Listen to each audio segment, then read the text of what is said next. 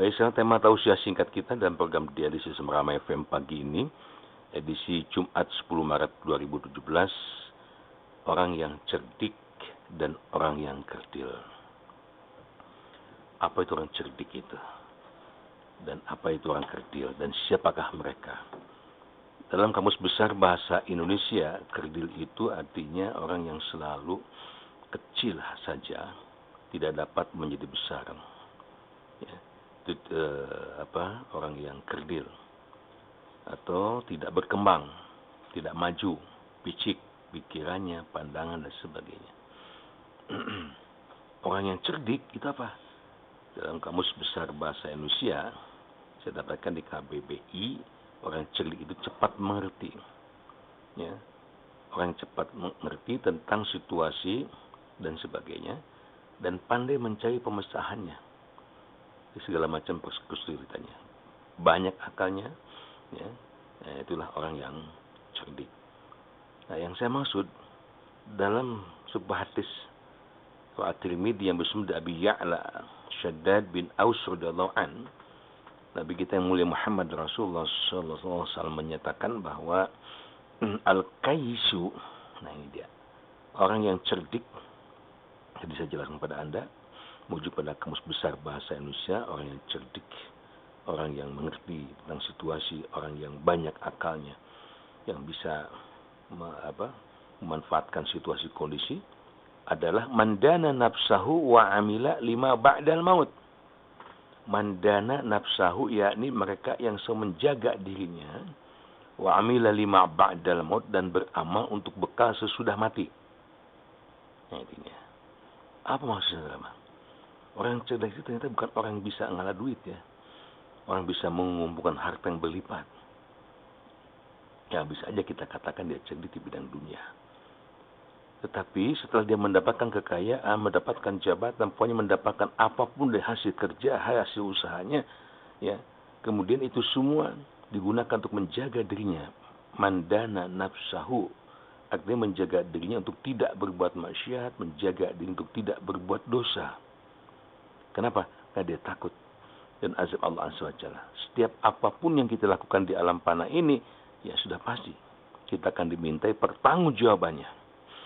Ya, dalam Quran Surah Al-Jaljalah kita membaca di ayat terakhir, A'udzubillahi minasyaitonirrajim, wa may ya'mal mithqala dzarratin khairan yarah wa may ya'mal mithqala dzarratin syarran yarah. Siapa yang buat kebajikan kalaupun sebesar zarah, maka dia akan mendapatkan balasan kebajikannya. Apa itu? Yakni dia akan mendapatkan pahala dan surga nanti di kiamat. Namun sebaliknya, siapa yang berbuat kejahatan kalaupun sebesar zarah, sebesar biji, dia akan melihat, merasakan dampak kejahatannya berupa azab finnar, naudzubillah. Nah, orang cerdik itu mandana nafsahu, dia bisa menjaga dirinya, memelihara dirinya untuk tidak berbuat maksiat. Bahkan sebaliknya, dia berusaha untuk selalu ada di atas jalan yang Allah ridhai. Kemudian yang kedua, tanda orang cerdik itu adalah wa amila lima ba'dal maut. Wa amila, dia beramal lima ba'dal maut, untuk bekalnya nanti sesudah mati. Setelah kemarin closing, saya ingin kepada Anda bahwa bekal hidup ini ada dua, ya. Yang harus kita persiapkan itu ada dua macam. Yang pertama, bekal hidup untuk di dunia sekarang, hari ini. Yang kedua, bekal hidup untuk ba'dal maut, nanti setelah kita mati. Logikanya, karena kita tahu kan, hidup di dunia ini tinggal sisanya umur kita ini. Ya, tinggal sisanya. Itu pun wallahu alam, kita tidak bisa memprediksi entah berapa lama lagi. Mungkin berapa tahun lagi bisa jadi, mungkin berapa bulan lagi, berapa minggu, mungkin berapa hari, mungkin beberapa jam lagi, wallahu alam bishawab. Ya. Saya mendapatkan berbagai informasi dari CCTV yang dipasang di berbagai dunia. Bagaimana orang-orang yang ternama yang mati mendadak. Ada olahragawan tiba-tiba mati, presenter tiba-tiba mati. Kenapa? Karena kematian ini betul-betul rahasia Allah.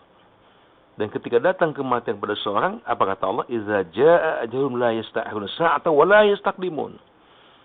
Apabila datang kematian kepada seorang, tidak mungkin, tidak akan bisa memajukan atau mengundurkan, kalaupun cuma sesaat, cuma sedetik pun nggak mungkin bisa.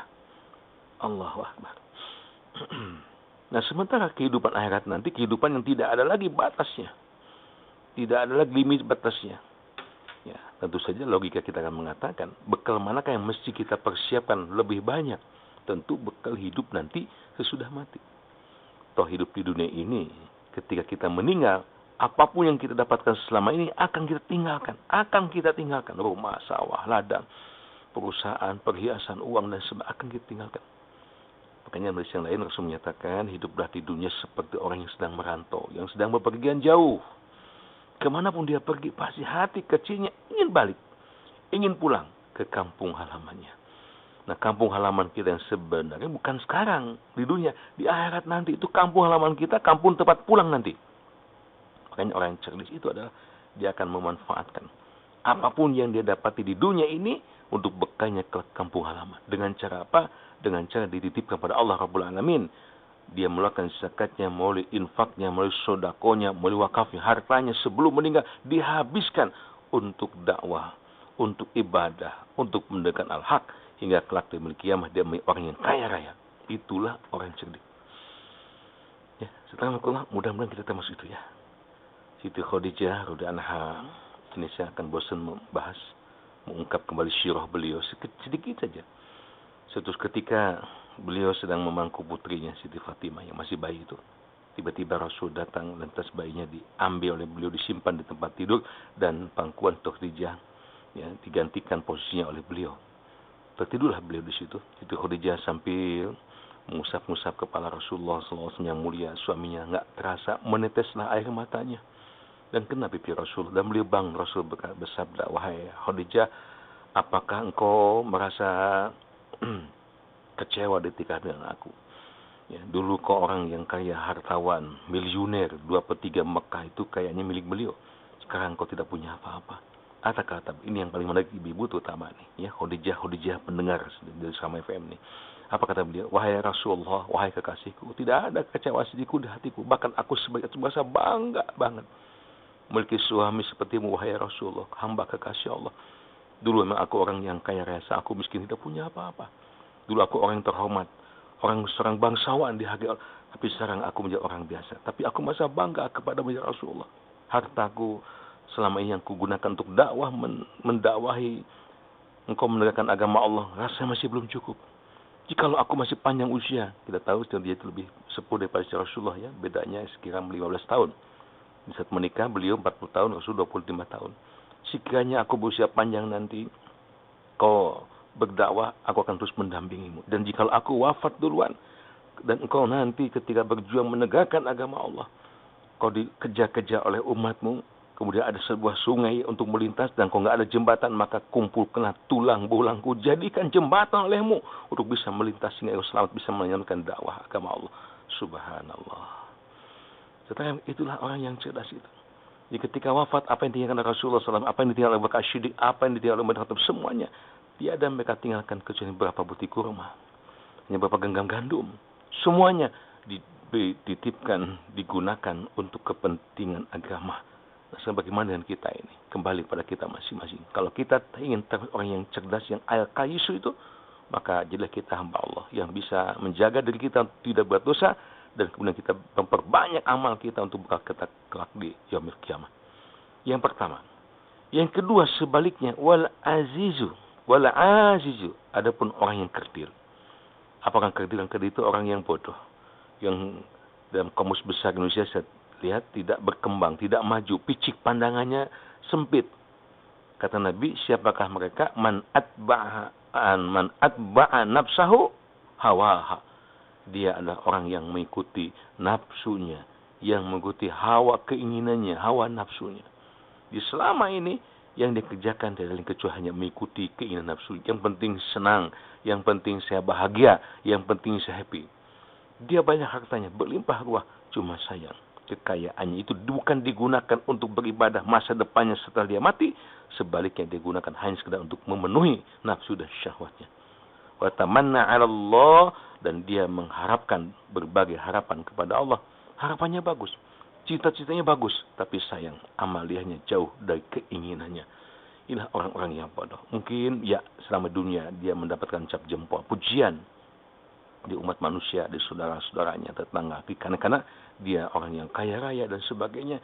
Tetapi dia sesungguhnya orang yang sangat rugi. Kenapa? Kekayaannya, kenikmatannya hanya dia nikmati selama hidup dalam dunia yang hanya sebentar ini. Yang tinggal sisanya ini. Sementara setelah mati, tiada yang diharapkan kecuali azab Allah Rabbul Alamin. Hadis riwayat Tirmidzi. Sama mudah-mudahan Allah Azza wa Jalla menjadikan kita hamba Allah Al-Qais, orang yang cerdas. Saya ulang, orang yang mandana nafsahu wa amila lima ba'dah maut, orang yang memelihara dirinya dan dia berbekal, beramal yang banyak untuk bekal sudah mati. Bukan orang kerdil, orang yang jelek, orang yang picik pandangannya, yakni al-ajiju man atba'a nafsahu wa hawaha wa tamanna 'ala Allah. Mereka orang-orang yang mengikuti nafsu keinginannya, tetapi dia mengharapkan berbagai harapan kepada Allah Azza wa Jalla. Mudah-mudahan Allah menjadikan kita hamba-hamba Allah yang betul-betul menyadari hidup ini hanya sementara. Kita banyak bekal untuk kehidupan kelak di yaumil kiamah nanti. Amin ya rabbal alamin.